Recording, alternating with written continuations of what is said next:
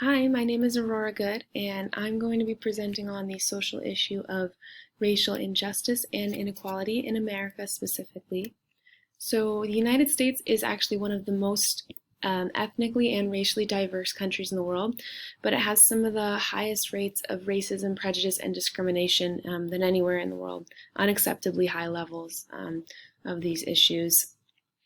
Essentially, there are not equal opportunities for success among minorities specifically. Um, However, there has been a recent rise in awareness and, most importantly, empathy for this issue, it seems. A couple different reasons for that will be addressed later on. But this has led to the development of more movements for social justice. There's been action at the federal level, especially more recently, as well as the developments of some movements at the state and local level, specifically Black Lives Matter, Know Your Rights camps, and many more. Complete list can be found at Ben and Jerry's website. So, what is being done to address the issue of racial injustice in America? Like I said, there has been more movement at the federal level to address these issues. The recent change in presidential administration has brought about significant more emphasis on addressing racial inequality and injustice. So there have been a couple different things, but the major act that has taken place is the signing of the Executive Order on Advancing Racial Equity and Support for Underserved Communities through the federal government. And essentially what this executive order contains is outlines for potential policies and ways to address these issues, increase equal opportunity on all levels of society, in the workplace, housing, education, and everything.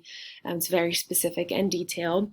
It also defines the goals of the administration in achieving racial justice, and in doing this makes sure to define some key terms such as equity and underserved communities so that it's very clear what aspects of this society are being addressed. So this is great that these issues are being prioritized in this administration. But some criticism on this executive order specifically is kind of its effectiveness. Like it definitely does a great job outlining and setting the stage for change, but it doesn't really enact any policy or change anything like that's adding to racial injustice in our society right now. So with that being said, there were some other things that took place at the federal level specifically. This is just one of 3 or 4 executive orders that were signed in the first few months of this administration, designed specifically to address systemic racism and racial inequity. So there are other orders. Biden administration has also rolled back some of the harmful policies that were put into place from the previous administration. For example, there is a policy banning racial sensitivity training from law enforcement and other aspects of society. The administration has provided relief to people and families that have been disproportionately affected by the COVID-19 pandemic for reasons that go very deep back in this country's history. This is primarily people of color, as they are generally not given access to the same kinds or opportunities for healthcare and financial assistance. So this has been huge. Similarly, he's extended the pause on federal student loans, which once again, that is primarily affecting students of color. They are the ones that generally will be benefiting most from financial aid on the federal level. So again, that's definitely significant. And then there have been significant or impactful plans put in place to reform the incarceration system, specifically through ending private prisons. That's a big one. The prison system in America is definitely unique. And not in a good way. We have the highest rates of incarcerated persons of any other country in the world. Disproportionately incarcerated are people of color and minorities, ethnic and racial minorities, where we use low pay or unpaid incarcerated labor, and yeah, definitely just in the fight for racial equality, the prison system must be addressed for sure. It's important and substantial. So while these changing attitudes at the federal level are definitely important and kind of fuels hope for more large-scale change down the line, most of the action and like the significant and impactful action has taken place at the local and state level, specifically like some more grassroots movements. So one of the largest and most well-known of these organizations is probably the Black Lives Matter Global Network Foundation. The mission being to eradicate white supremacy, to build up local power, and to empower Black communities to stand up to violence inflicted on them, and to create space for Black imagination, invigoration, and joy.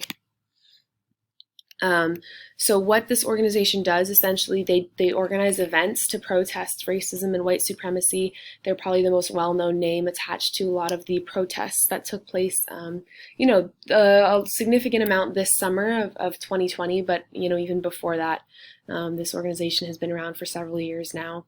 They create petitions and fundraisers for specific issues dealing with racial injustice or racial inequality. That are then promoted on their website and social media. And they do promote new legislature that's been designed to uphold racial justice and achieve racial equality. So that's really good. So for funding, they are a nonprofit. They rely heavily on individual donors, big private donors, a lot of liberal donors and some small liberal organizations primarily. And then merchandise sales, they do sell merchandise from their website and their locations across the country. So this organization is definitely very effective, I think, primarily for its sheer reach and impact. It's extremely well known across the world and definitely the country. And this plays a huge part for battling ignorance and a lack of understanding or knowledge about the issues at hand, which I'll get into later, but that's, in my opinion, one of the biggest challenges to addressing this issue is just people not understanding or not knowing about the issue and, how it affects everybody and how they can help. The textbook actually states that one of the most plausible and effective potential solutions to this issue, is providing space for Black children, specifically young people of color, to learn about their cultural and racial heritage. And through this, it will lead to the development of stronger, healthier self-images. It will better prepare the youth for facing the realities of racism in our society, and better prepare them to hopefully one day lead and take part in these movements for racial justice. Okay, so another organization, slightly smaller scale, but definitely gaining impact and influence, the Know Your Rights camps, created by Colin Kaepernick, who was one of the first prominent figures to kneel for the playing of the national anthem. So the mission of this organization advanced the liberation and well-being of minority communities through education, empowerment, mass mobilization, create and empower the new systems that will provide the next generation of leaders. So this organization hosts and creates camps in individual cities, the main goal of this being to educate and empower young people of color, teach them about the challenges that they will inevitably face, how to react, and how they can go about making change. What's interesting, there is emphasis in these camps about how to interact with law enforcement, which is unfortunately very important given the levels of police brutality against people of color in this country. That's an important thing to know about, especially younger people who are going to start to be, profiled and seen in this more dangerous light by law enforcement. So this is camps have taken place in 8 cities across the country so far. One of them was actually international in Amsterdam. So again, the influence is spreading, the influence is growing, and that's one of the main things, again, just like the Black Lives Matter organization, one of the most prominent contributors to their effectiveness is just the reach and influence that they have. So once again, this is a nonprofit organization. They primarily rely on donations and merchandise sales. 100% of the profits off merchandise go directly to the funding of the camps. And again, it educates and empowers young people of color, which, as you remember from the textbook, is one of the primary ways to, allow change to come about. And it addresses the ignorance in our society through through education and acts of empowerment. So again, just like I said, one of the main challenges, I think, to addressing this issue is definitely just a lack of understanding, awareness about the topic. It's a very controversial topic in America. There are lots of people who oppose the movements for racial justice and equality. They don't seem to think racism or white supremacy is an issue in America. Why is this? Honestly, it comes from ignorance and not understanding, what the role that American history has had on our society today, not aware of the facts, and a lot of people are very stubborn and don't even want to hear other perspectives, which is how you learn. So the greatest challenge definitely will be breaking through that unwillingness to hear the other side and that ignorance, and educating people, because I truly believe that once people are educated about these issues and they know the real, genuine facts, there's no way that they could be opposed to it. So what can you as the audience do to help? There are a lot of pre-existing movements and organizations, including and not limited to the ones I mentioned.